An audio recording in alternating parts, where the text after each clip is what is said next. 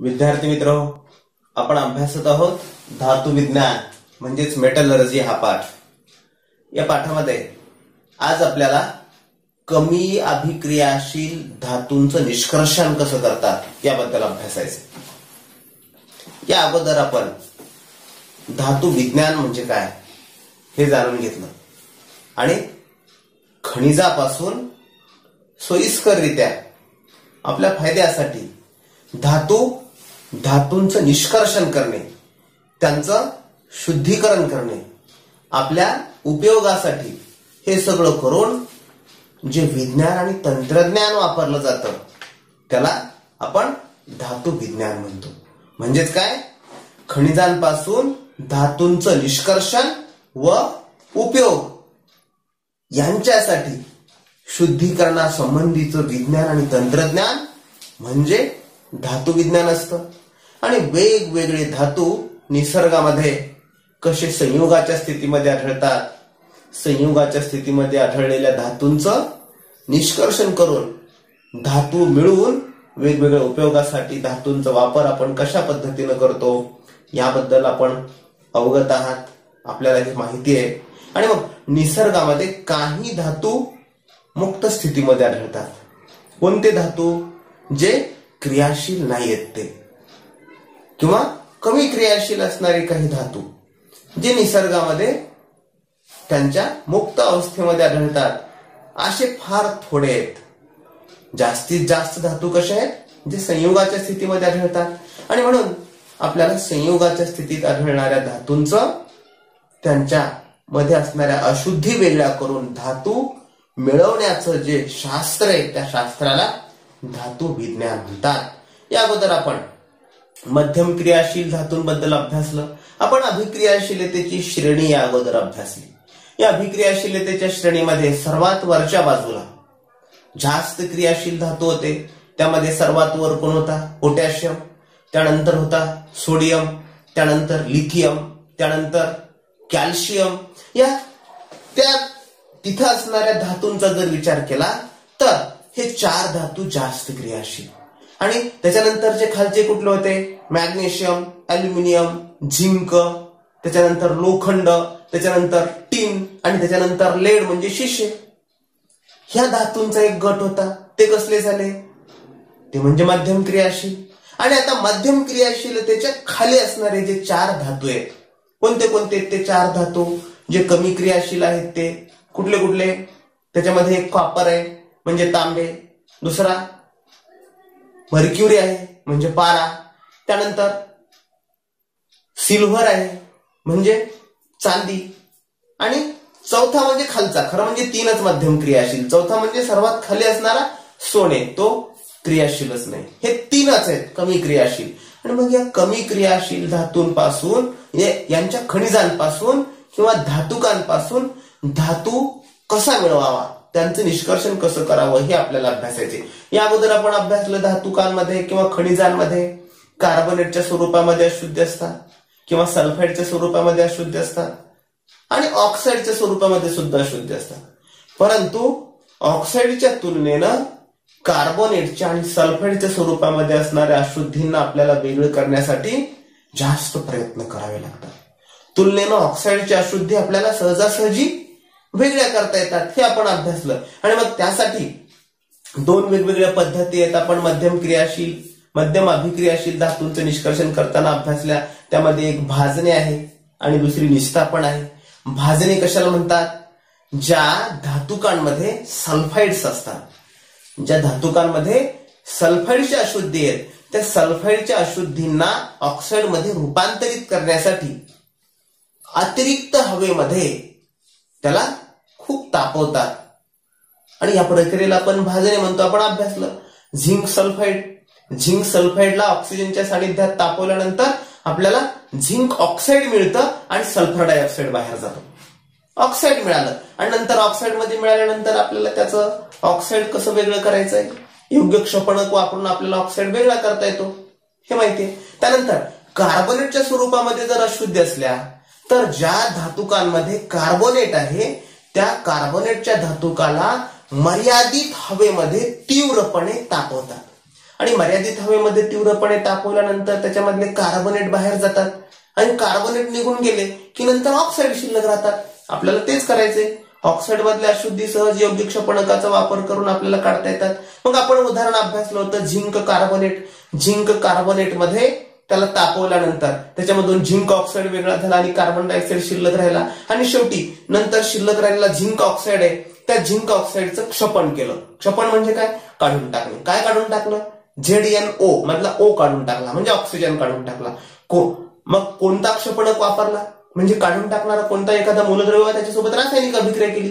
Carbon हा क्षपणक वापरला आणि झिंक ऑक्साईड आणि कार्बन यांची रासायनिक अभिक्रिया झाली की नंतर झिंक वेगळा झाला आणि कार्बन मोनॉक्साईड वायू निघून गेला म्हणजे आपल्याला झिंक मिळाला.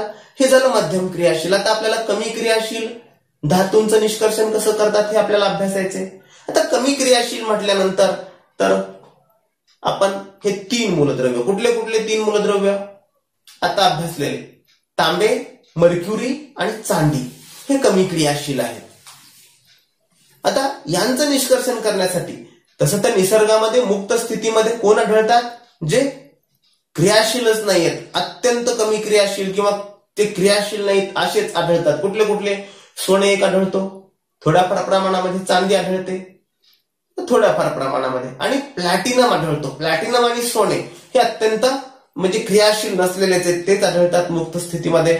परंतु तांब्यासारखा आपण या कमी क्रियाशीलतेचा जर विचार केला तर तांब्यासारखा मूलद्रव्य आता याचे साठे निसर्गामध्ये शुद्ध स्वरूपामध्ये असण्याचं प्रमाण देखील कमी झालेलं आहे.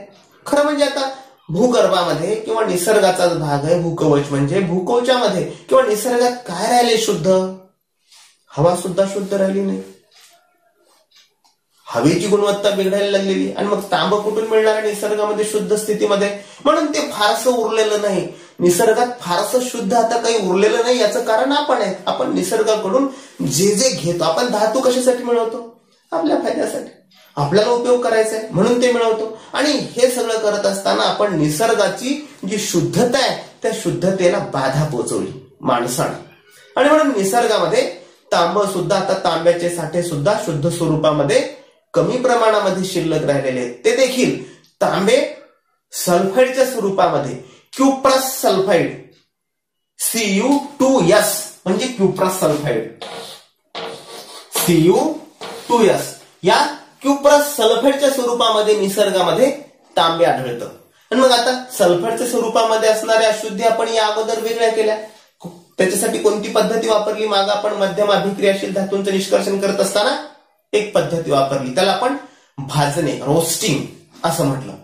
या पद्धतीने आपल्याला ते वेगळं करता येतात. आता खरं म्हणजे सल्फेटच्या स्वरूपामध्ये असणाऱ्या अशुद्धी आणि त्याही कमी अभिक्रियाशील धातूंच्या बाबतीत जर असतील तर हे फार सोपं आहे.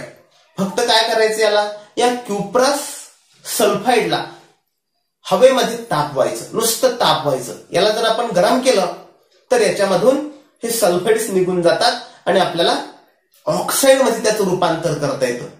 आणि ऑक्साईड मध्ये रूपांतर केल्यानंतर तर योग्य क्षपणकाचा उपयोग करून आपल्याला हवा तो धातू मिळवता येतो. म्हणून क्युप्रस सल्फाईड या धातुकाला केवळ हवेमध्ये जर आपण तापवलं तर त्याच्यापासून आपल्याला तांब मिळवता येतं. आता हा आहे क्युप्रस सल्फाईड. आपण याचीच रासायनिक अभिक्रिया लिहू.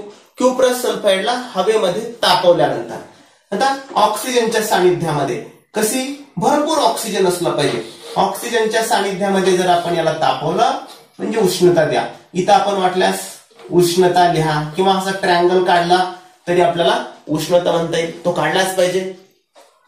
उष्णता दिली, उष्णता दिल्यानंतर काय होईल, याच्यामधलं तांब वेगळं होईल.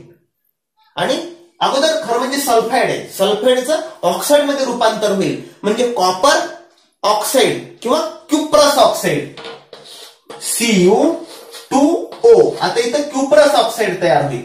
हा क्युप्रस ऑक्साईड आणि नंतर बाहेर काय पडेल, सल्फर डायऑक्साईड. हा सल्फर डायऑक्साईड वायू बाहेर पडतो. आता रासायनिक अभिक्रिया संतुलित करणं गरजेचं आहे. मग रासायनिक अभिक्रिया संतुलित करण्यासाठी आपल्याला इथं 2 सहगुणक वापरावं लागेल.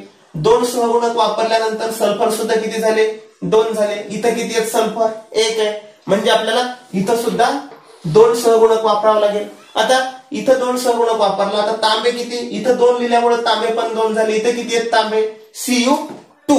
इथं मात्र 2 तांबे आहेत. परंतु ऑक्सिजन किती झाले, आता ऑक्सिजन इथं 2 आहेत आणि इथं ऑक्सिजन 3 आहेत.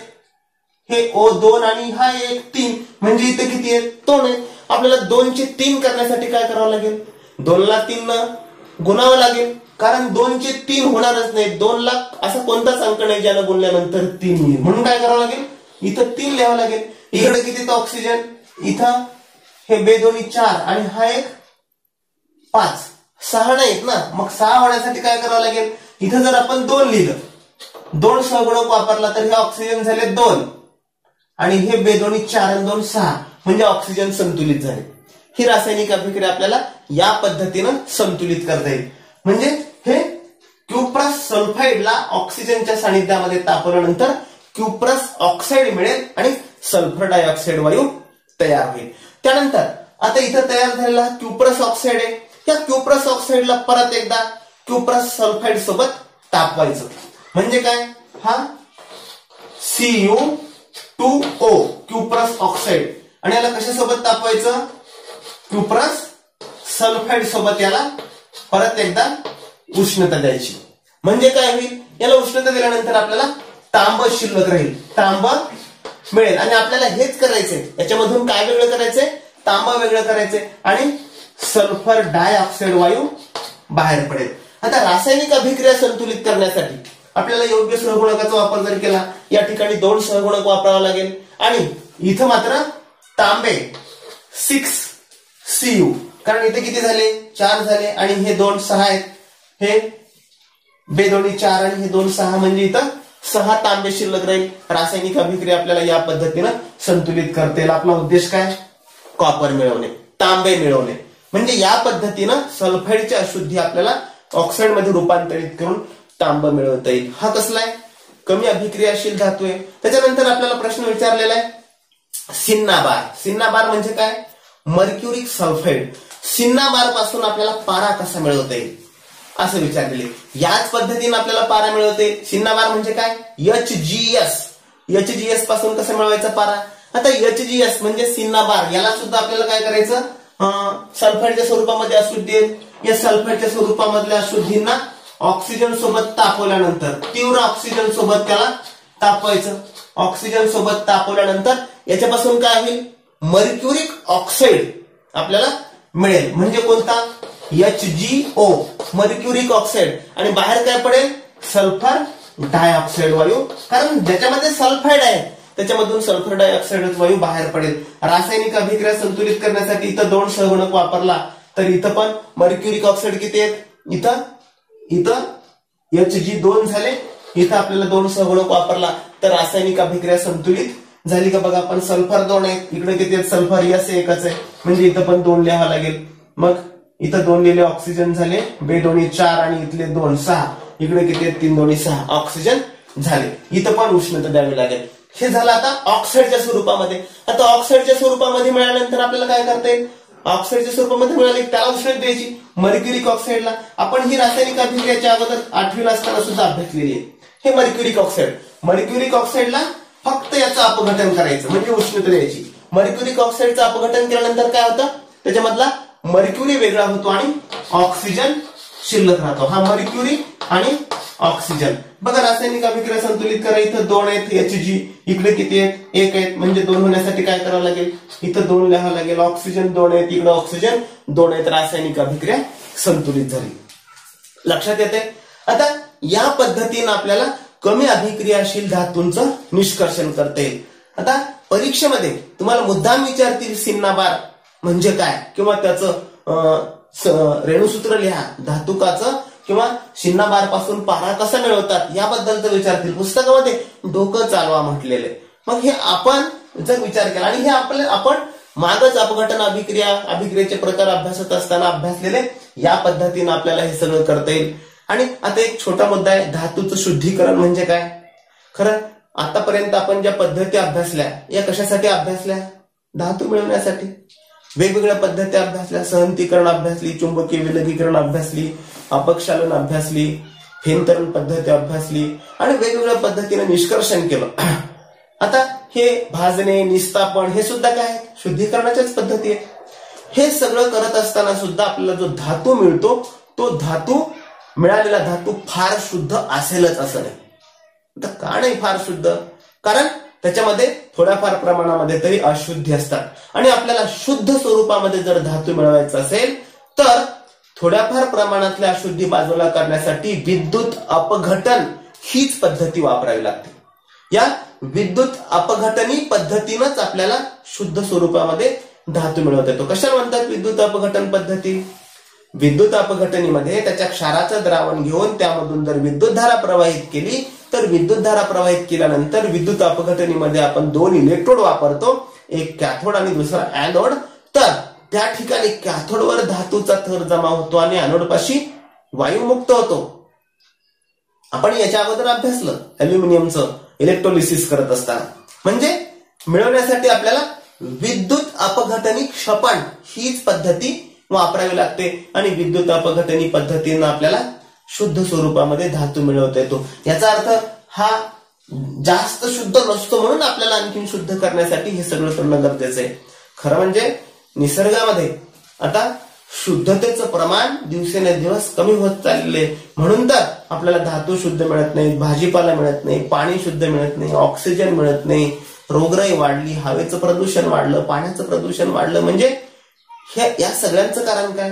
आपण निसर्गामधून वेगवेगळ्या पद्धतीने हे सगळं काढून घेतोय आणि हेच आपण खनिजांपासून धातूचं निष्कर्षण करतो. कशासाठी? आपल्या उपयोगासाठी, आपल्या फायद्यासाठी शुद्धीकरण करतो आणि त्यासाठी वेगवेगळ्या विज्ञानाच्या आणि तंत्रज्ञानाच्या शाखांचा किंवा त्याच्यामध्ये असणाऱ्या तंत्रांचा उपयोग करतो. याला तर धातू विज्ञान म्हणतात. लक्षात आलं मग धातूंचं शुद्धीकरण म्हणजे काय आणि कमी अभिक्रियाशील धातूंचे निष्कर्षण कशा प्रकारे करतात. या ठिकाणी हा मुद्दा संपतो.